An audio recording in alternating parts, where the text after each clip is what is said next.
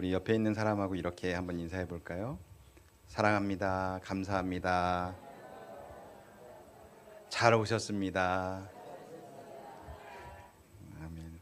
담임 목사님께서 미국에 가셔서 또 제가 설교할 기회가 또 주어지고 초보 목사가 또 설교도 하고 예배를 인도하다 보니까 앞이 안 보이더라고요, 여러분. 양해를 바랍니다. 네. 이번 주 우리 교회는 매일의 만나를 통해서 복 있는 사람에 대해서 계속 말씀을 나누었습니다.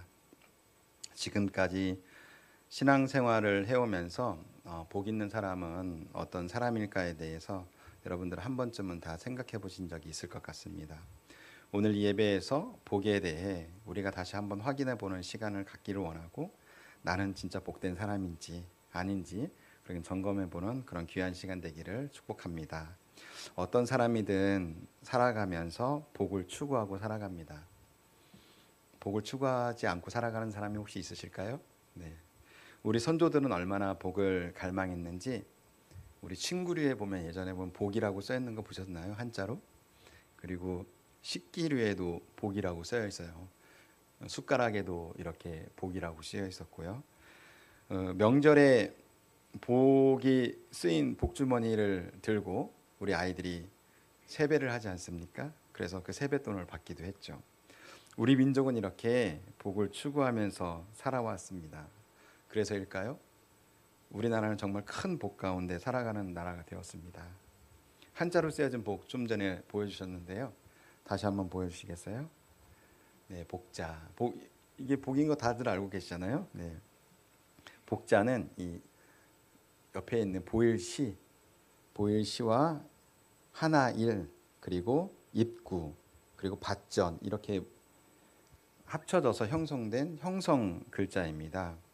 한자는 중국에서 이 공자와 석가모니가 태어나기 훨씬 이전에 짧게는 3,000년부터 길게는 한 6,000년 전까지 그 기원을 보고 있는데요.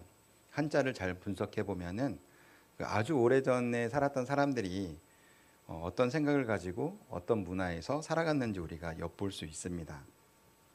남자 할 때 쓰는 산의 남이라는 글자를 한 번 더 보여주실 수 있을까요? 남자의 산의 남. 네, 교과서에 있는 거를 긁어왔습니다.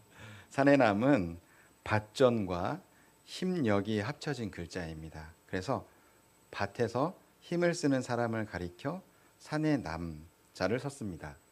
이것을 통해서 유추해 볼 수 있는 것은, 농경사회는 농경사회잖아요. 남성과 여성의 역할이 명확히 구분이 되는 가부장적인 사회였을 것이다 라고 우리가 이 사내남이라는 글자를 가지고 유추해 볼 수 있는 것이지요.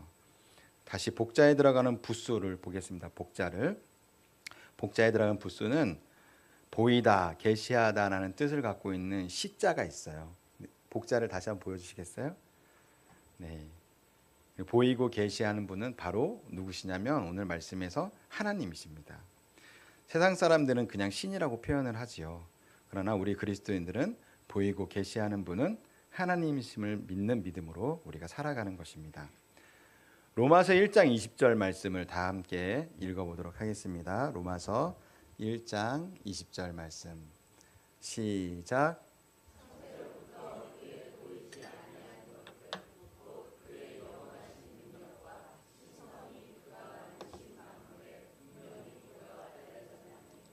그러므로 그들이 핑계하지 못할지니라. 아멘. 하나님은 이 우주 만물을 창조하셨습니다. 하나님이 만드신 이 세상에는 하나님의 능력과 신성이 나타나 있습니다. 급진적인 신앙으로 분류되는 창조과학계의 많은 연구들 자료를 보면 이 우주 만물에 나타난 하나님의 능력과 신성은 매우 놀랍습니다. 만물의 아름다움과 신비함을 우리 사람들에게 분명히 보여서 알려주고 계시는 것입니다. 하나님이 보여주시는 계시는 하나님이 만드신 자연을 우리가 통해서 우리가 알 수 있습니다. 그리고 하나님의 말씀이 기록된 이 성경을 통해서 하나님은 우리에게 하나님 자신을 보여주고 계십니다. 자연과 성경 말씀, 기록된 말씀을 통해서. 자, 여러분들 속 시원하게 하나님께서 우리 눈에 딱 나타나서 보이시고, 그리고 우리 귀에 들리도록 하나님께서 뭔가 음성을 들려주시면 하나님을 믿지 않을 사람이 있을까요? 그래도 안 믿었어요, 사실. 예수님이 이 땅에 오셨잖아요. 네, 말씀이 육신이 되어 이 땅에 오신 그 예수님 때도 사람들은 그 예수님을 보면서도 믿지 않았어요. 그런데 하나님은 우리 눈에 보이지 않고 우리 귀에도 사실 들리진 않아요. 하나님의 음성이. 왜 그럴까요? 생각해 보신 적 혹시 있으실까요? 하나님이 안 보여요. 하나님 있다고 하는데. 세상 사람들 그러죠. 믿지 않는 사람들 하나님 어디 있냐고. 그리고 하나님의 음성을 듣는다고 하는데 그 사람들한테는 들리지 않아요. 왜 그럴까요? 그것은 처음 사람 아담이 하나님 말씀을 순종하지 아니하여서 하나님과 사람 사이의 관계가 단절되었기 때문입니다.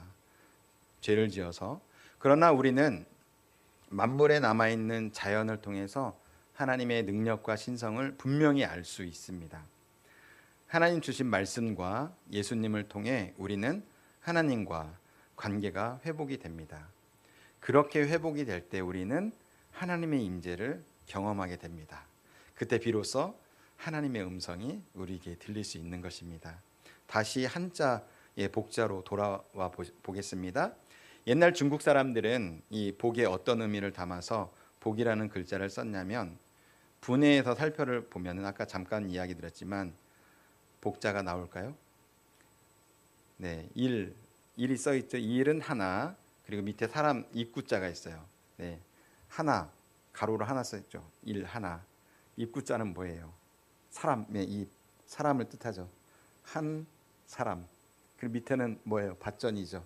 한 사람의 입이 밭 이렇게 되어 있는 거죠. 그래서 하나님은 한 사람에게 먹을 것을 주었다.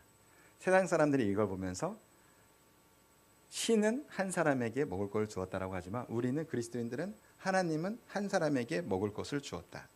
그리고 하나님은 그러면 다른 의미로 보면 각 사람에게 자신에 맞는 복을 주셨다. 하나님은 사람들에게 일용할 양식을 주신다라고 이 복의 한자를 우리 그리스도인의 방법으로 해석해 볼 수 있는 것입니다. 그러므로 우리 선조들부터 우리는 알게 모르게 하나님이 각 사람에게 내려주는 것이 복이다라는 것을 우리가 생활하는 공간 이곳저곳에 써놓고 살아왔던 것입니다. 성경에는 복이라고 표현이 창세기 1장에 첫 장에 등장을 합니다. 창세기 1장 27절에서 28절 말씀을 함께 읽도록 하겠습니다. 시작. 하나님이 자기 형상 곧 하나님의 형상대로 사람을 창조하시되 남자와 여자를 창조하시고 하나님이 그들에게 복을 주시며 하나님이 그들에게 이르시되 땅에 충만하라 땅을 정복하라 바다의 물고기와 하늘의 새와 땅에 움직이는 모든 생물을 다스리라 하시니라. 아멘. 하나님이 자기 형상대로 사람을 창조하시고 하나님이 사람에게 복을 주셨습니다. 이때 쓰인 히브리어 원어는 바라크라는 단어가 사용되는데요. 하나님이 사람을 향해서 바라크를 사용할 때는 내려주시는 복을 의미해요. 하나님께서 사람에게 내려주시는 복. 사람이 하나님을 향해도 바라크할 수 있어요. 사람이 하나님을 향해서 바라크하는 것은 우리가 오늘 모여서 예배하듯이 경배하고 찬양하는 의미로 이 성경에서 사용되었습니다. 그런데 바라크는 악인이든지 의인이든지 구분하고 내려주시는 복이 아니에요. 여러분들 봄에 물이 꼭 필요할 때 내리는 비를 뭐라고 하죠? 단비. 맞습니다. 단비라고 표현합니다. 성경에서는 농작물에 필요한 비를 이른 비와 늦은 비로 이렇게 표현을 하는데요. 이 단비는 착한 사람의 논과 밭에만 내리는 것이 아닙니다. 그렇죠? 잘 생각해 보세요. 밭의 주인이 악한 사람이든 의인이든 모두에게 공평하게 내립니다. 하나님은 이 땅에 태어나는 모든 사람들에게 각자의 상황에 맞는 복을 주셨습니다. 그러므로 우리는 모두 하나님으로부터 복받은 사람들입니다. 우리는 모두 하나님으로부터 복받은 사람들입니다. 우리가 이것을 인정하고 시작을 할 때 우리 신앙의 삶이 풍성해지는 것입니다. 그런데 어떤 사람은 복받은 사람으로서 살아가지만 어떤 사람들은 또 복 없는 사람으로 살아가는 사람들이 있습니다. 우리가 한번 스스로 생각해 보십시다. 자, 오늘 예배 자리에 나오신 우리 성도님들은 복받은 사람들인지 아니면 복 없는 사람들인지 우리가 한번 그렇게 생각해 보는 시간을 말씀을 통해서 가졌으면 좋겠습니다. 욥기, 시편, 잠언, 전도서, 아가서 이렇게 5 성경을 시가서라고 분류를 합니다. 왜냐하면 시의 형식으로 표현된 부분들이 많이 있고 그런 부분들이 자주 등장하기 때문에 시가서라고 표현을 합니다. 오늘 본문이 시편 1편은 이 시가서의 대주제가 되는 장이 바로 시편 1편의 말씀입니다.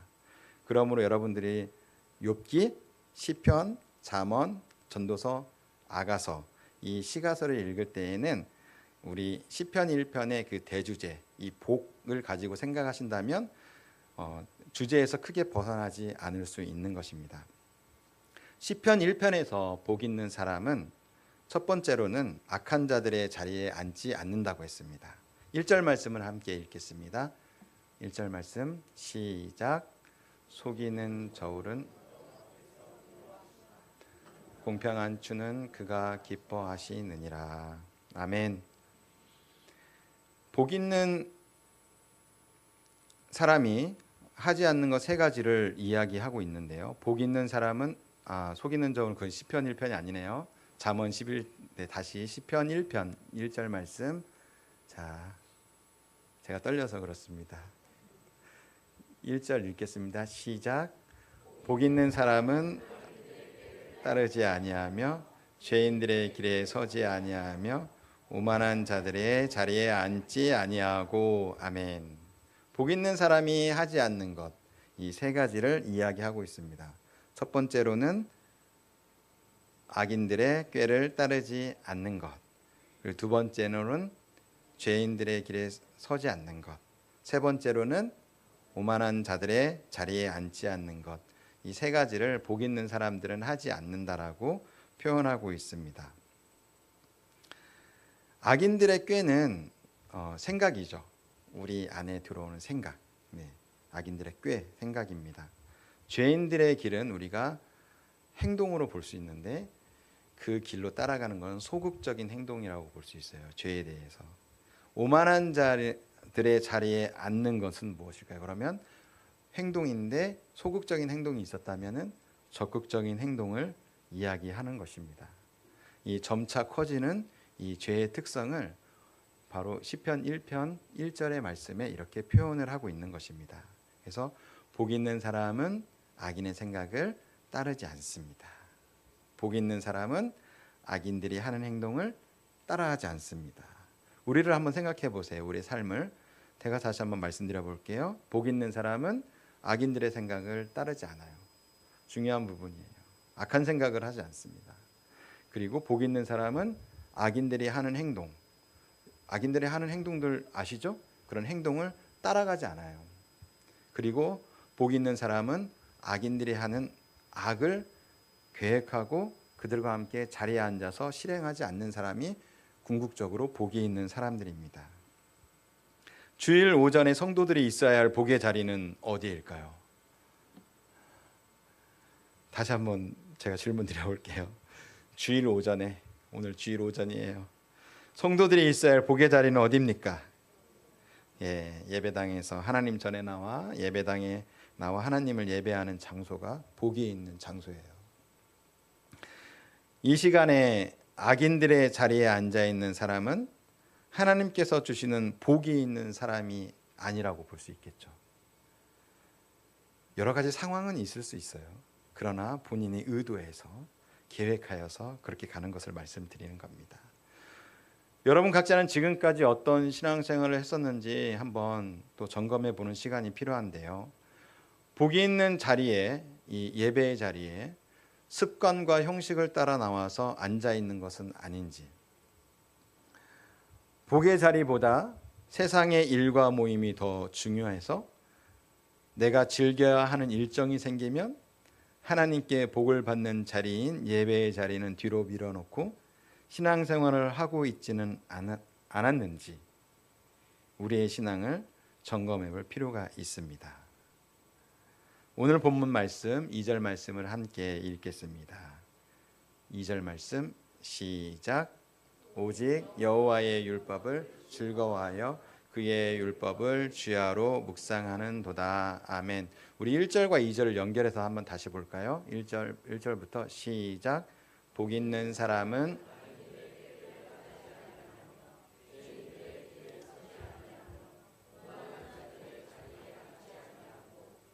오직 여호와의 율법을 즐거워하여 그의 율법을 주야로 묵상하는도다. 아멘. 복 있는 사람들은 오직 하나님 말씀을 즐거워합니다. 그리고 그 말씀을 주야로 묵상합니다. 유명한 광고회사를 운영하는 한 안수 집사님의 간증을 들었습니다. 담임 목사님께서 간증을 들을 때는 잘 분별해야 한다고 말씀해 주셨어요. 그걸 담아서 이 안수 집사님 이야기를 여러분들께 전달해 드리도록 하겠습니다. 큰 기업들은 광고비를 천문학적인 비용을 들여서 광고를 합니다. 기업을 홍보하고 각 기업의 이미지를 광고를 통해서 만들어 갑니다. 광고를 의뢰받는 광고 회사들은 큰 기업들에 비해서 상대적으로 영세하며 작지요. 그렇죠? 생각해 보십시오. 대기업들이 있고 대기업들의 광고를 하는 영세한 광고업체들이 있습니다. 당연히 이 관계에서 갑 중의 갑은 광고를 맡기는 대기업이 갑 중의 갑이 됩니다. 그러면 을 중의 을은 광고를 수주하는 그 광고업체가 을 중의 을이 됩니다. 우리나라가 80년대, 90년대에 비해서는 회사와 회사 간의 영업 문화가 그때에 비해서는 많이 개선이 되었어요. 그러나 아직도 여러분들 막 비싼 술을 먹는 그런 술자리나 그 골프 모임들을 통해서 밀실 영업이 아직도 진행되고 있는 것은 사실입니다. 이 광고회사도 회사가 성장하고 발전을 하려면 광고를 주는 광고주 회사에 찾아가서 영업을 해야 하는데 세상 사람들이 영업하는 방식으로 그들과 함께 술을 마시고 그들과 함께 라운딩을 갈 때 모든 비용을 대면서 혹은 또 봉투를 만들어 가지고 그들에게 밀어 넣어 주면서 영업을 하는 것이 이 통상적으로 이 세상의 그런 영업 방식입니다. 이 예수님과 복음에 사로잡혀서 신앙으로 살아가고자 했던 이 안수 집사님에게는 이와 같은 영업 방식은 너무나도 부담되고 신앙 양심이 허락하지 않는 영업 방식이었다고 합니다. 이 광고회사는 이러한 영업을 하지 않기로 결심합니다. 그럼 매출이 어떻게 되었을까요? 매출이 올라갔을까요? 떨어지겠죠. 네. 하나님 말씀대로 살려고 했으니까 매출이 눈에 띄도록 성장했으면 좋겠지만 현실은 그렇지 않죠. 계속해서 광고를 따내지 못하고 경쟁 회사의 광고를 자꾸 뺏기게 됐습니다. 광고를 따게 되더라도 이 광고 업계에 관행이 있다고 합니다. 이 백마진이라고 하는 광고주 쪽에 광고 회사가 다시 돈을 돌려주는 이 업종의 관행이 있다고 하는데요. 이 회사는 불법 상납 자금을 주었을까요? 이 안수 집사님이 운영하는 광고 회사는 불법 상납 자금을 다시 백마진을 주었을까요? 아니죠. 이 회사는 광고비 상납을 하지 않았다고 합니다. 그러면 광고주들은 좋아할까요, 여러분? 이 회사는 정직하게 하니까 이 회사와 계속 거래를 해야겠다. 너무 정직한 회사야. 정말 좋아. 라고 그렇게 생각하면 좋겠지만 그렇지가 않습니다. 괘씸하게 생각하는 거예요. 이 회사와 거래하지 않는 것이죠. 그리고 또 적극적으로 그 회사의 일에 대해서 방해하기도 하는 것입니다. 회사의 경영이 힘들고 어려울 때 이 안수 집사님은 하나님만 의지할 수밖에 없었습니다. 기도할 때마다 하나님은 불법적인 관행들을 하지 말라고 하셨기 때문에 끝까지 어렵고 힘들더라도 버티면서 회사를 운영하였습니다. 이렇게 어렵고 힘들더라도 회사가 수익이 덜 나더라도 내가 가져가는 분량이 적더라도 편법과 불법을 행해서는 안 되는 것입니다. 이 안수 집사님은 하나님이 보시기에 진정으로 악인들의 자리에 앉지 않은 복이 있는 의인이었던 것입니다. 여러분 결과는 어땠을까요? 결과. 간증이라고 하니까 뭐 결과가 좀 좋았을 것 같지 않나요? 하나님께서 어느 순간 이 안수집사님의 광고 회사를 열어주시기 시작하는데요. 아무리 세상의 방법으로 뭐 고급 술과 계속되는 라운딩과 불법 자금으로 해도 안 되는 그런 유명한 기업들의 광고를 따내기 시작했고, 하나님이 주신 번뜩이는 아이디어로 회사를 홍보해주면서 회사가 성장하게 되었다고 합니다. 처음에는 함께 술 마시고 영업을 하지 않는 이 대표를 좋지 않게 보고 불법 백마진을 주지 않음으로 인해서 이 광고 회사를 선택하지 않았는데, 이 회사의 광고 결과물로 큰 기업들이 좋은 시장 반응이 일어나자 이 회사는 업계에서 이름이 나게 되고 성장할 수 있었다는 게 그 안수 집사님의 간증이었습니다. 이렇게 이어서 잠언 11장 1절 말씀을 함께 읽도록 하겠습니다. 잠언 11장 1절 말씀입니다. 시작. 속이는 저울은 여호와께서 미워하시나 공평한 주는 그가 기뻐하시느니라. 아멘. 편법과 불법 행함을 멈추고 공평한 추를 사용하는 사업을 하는 사람이 복 있는 사람이고 의인이라고 오늘 시편 1편에서 말씀하고 있습니다. 비록 지금 당장 공평한 추를 사용하여 내가 손해를 볼지라도 공평한 추를 사용하는 것이 복이 있는 사람이 되는 것입니다. 혹시 우리 삶에 공평한 추가 적용되지 않는 부분들이 있다면 오늘 예배를 통해서 그 부분들을 하나님 앞에 올려드리고 기도하게 되시기를 축복합니다. 다음으로 복이 있는 사람은 하나님 말씀을 주야로 묵상합니다. 여기에서 사용된 묵상이라는 단어는 많이 들어보셨을 거예요. 소가 되새김질을 하듯 계속해서 씻고 또 씹는 것을 의미합니다. 이렇게 다시 씻고 씹으면서 하나님 말씀을 묵상하면 그 말씀이 살아서 내 영혼에 새겨집니다.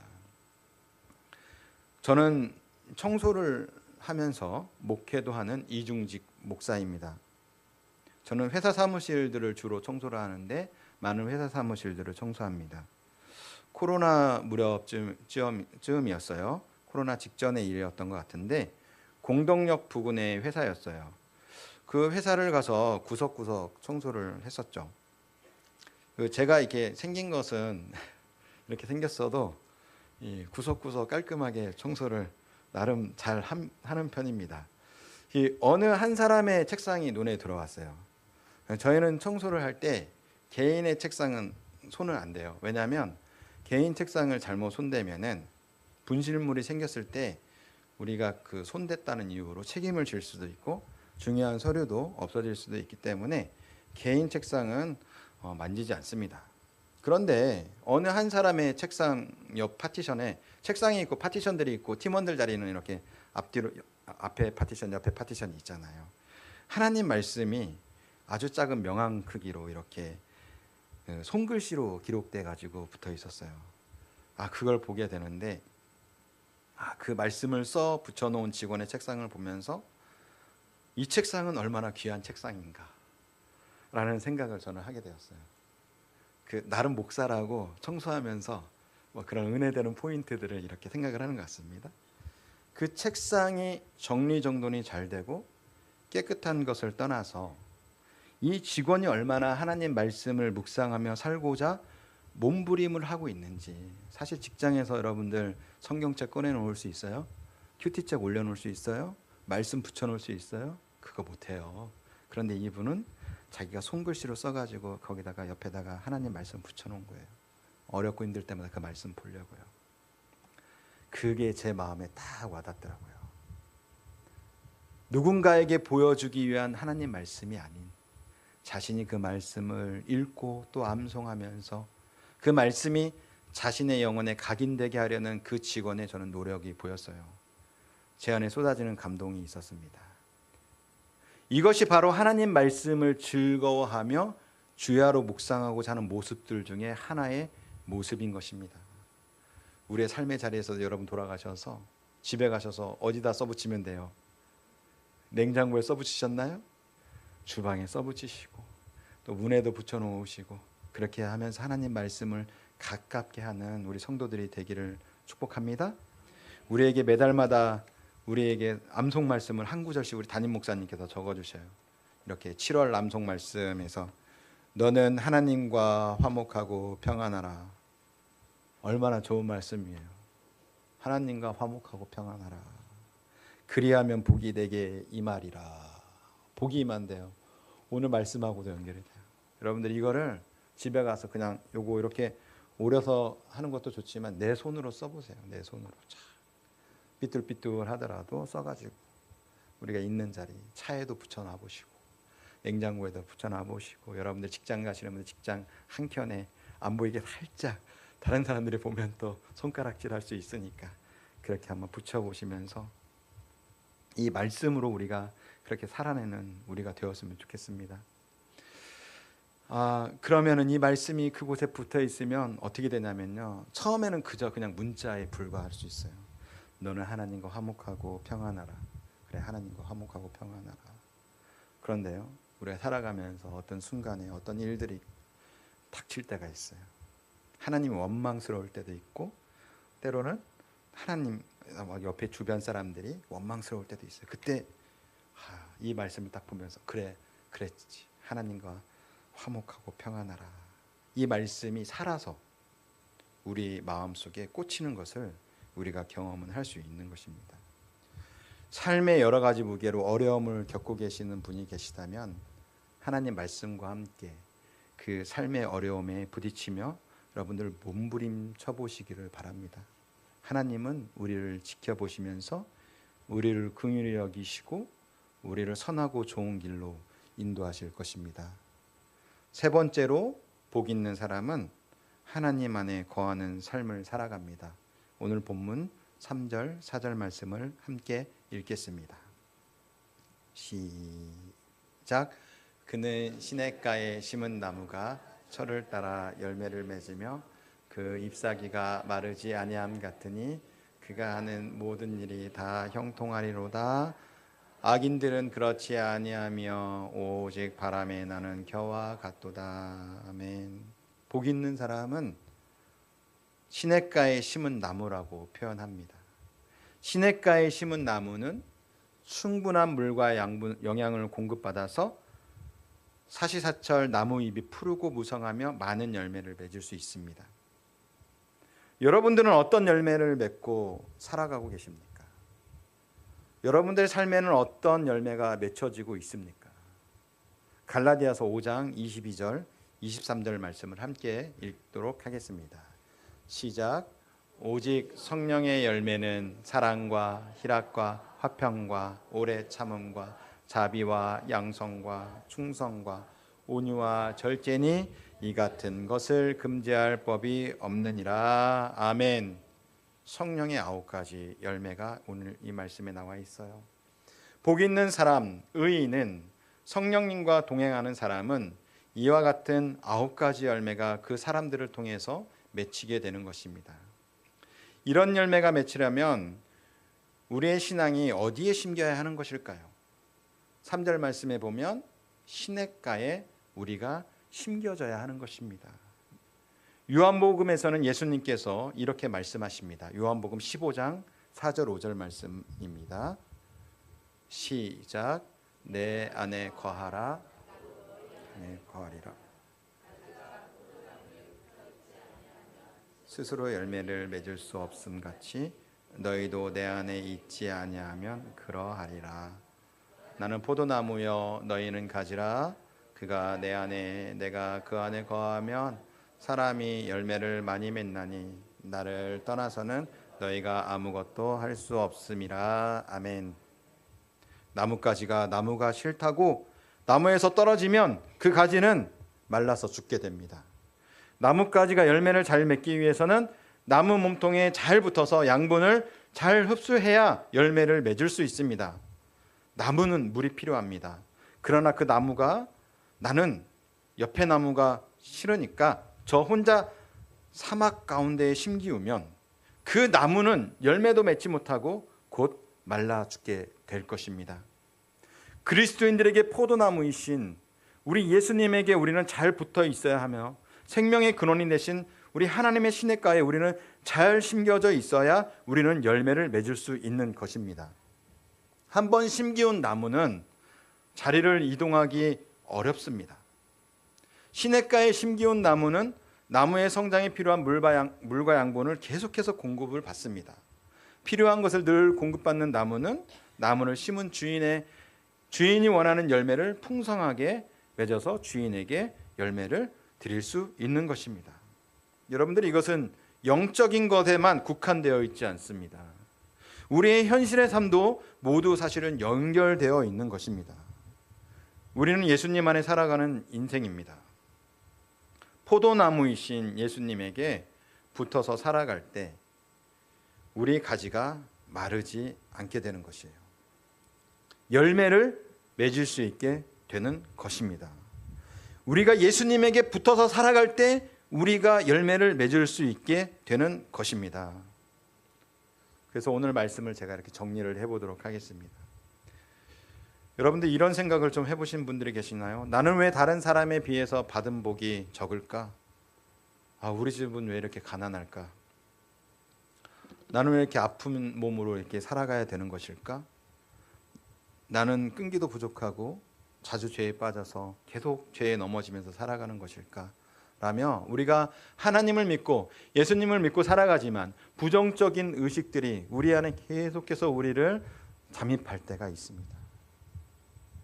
온 우주를 창조하시고 우리에게 최선의 것을 공급해 주시는 하나님을 믿고 살아가지만 다른 사람들과 비교해요. 여러분들, 비교하면서 살아가잖아요. 하나님이 우리 각자에게 주신 것이 엄청나다는 것은 바라보지 않아요. 나에게 주신 많은 것들이 있어요. 그런 것들은 바라보지 않고 다른 사람과 비교해서 자신에게 없는 것, 그것을 바라보며 그것이 없음을 한탄하면서 살아가는 인생들이 있다라는 것입니다. 하나님이 우리에게 주신 삶은 정말 짧습니다.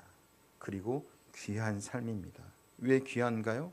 한 번뿐이 없는 인생이기 때문에 귀한 것입니다. 누군가는 이 귀한 삶을 타인을 위해서 다 드리고 헌신하며 살아가는 정말 귀한 인생들도 있습니다. 그러나 누군가는 이 귀한 삶을 남을 미워하고 비방하고 주위 사람들의 마음을 아프게 하면서 시간을 낭비하면서 살아가는 사람들이 있습니다. 우리는 이미 하나님으로부터 많은 복을 받은 복 있는 사람들인 것을 믿습니다. 그것을 우리는 믿어야 되는 것입니다. 여러분들, 복 없는 사람들처럼 하지 말고 이 땅에서 남은 시간을 하나님을 사랑하면서 이웃을 사랑하면서 살아갈 수 있는 우리가 되기를 주님의 이름으로 저는 축복드립니다. 지난주에 그 처외숙모가 63세의 젊은 나이로 심장마비로 삶을 마감했습니다. 장례식장을 다녀오면서 한 시인의 글이 머리를 스쳐갔습니다. 사랑할 시간도 짧은데 왜 미워하면서 살까? 사랑할 시간도 짧은데 왜 미워하면서 살까? 우리가 이 땅을 밟고 살아갈 시간은 정해져 있어요. 우리는 모르지만 하나님께서 정해놓은 시간들이 다 있어요. 하나님만이 우리의 남은 시간을 알고 계십니다. 그 시간이 저는 하루가 될지, 한 달이 될지, 1년이 될지, 10년이 될지 모릅니다. 여러분들도 마찬가지인 거예요. 이 남은 시간 동안 나의 마음을 아프게 한 사람을 계속해서 미워하고 원망하고 공격하고 그렇게 하지 마시고, 그렇게 하면서 자기 속이 무너지지 마시고, 하나님으로부터 한없는 복을 받은 인생으로서 그리스도인으로서 그들을 감싸주고 위로하고 사랑해 줄 수 있게 되기를 축복합니다. 하나님으로부터 복받은 인생들로서 그들을 감싸주고 위로하고 사랑해 줄 수 있는 모든 거룩한 세마포교회 우리 성도님들이 되기를 주님의 이름으로 축복합니다.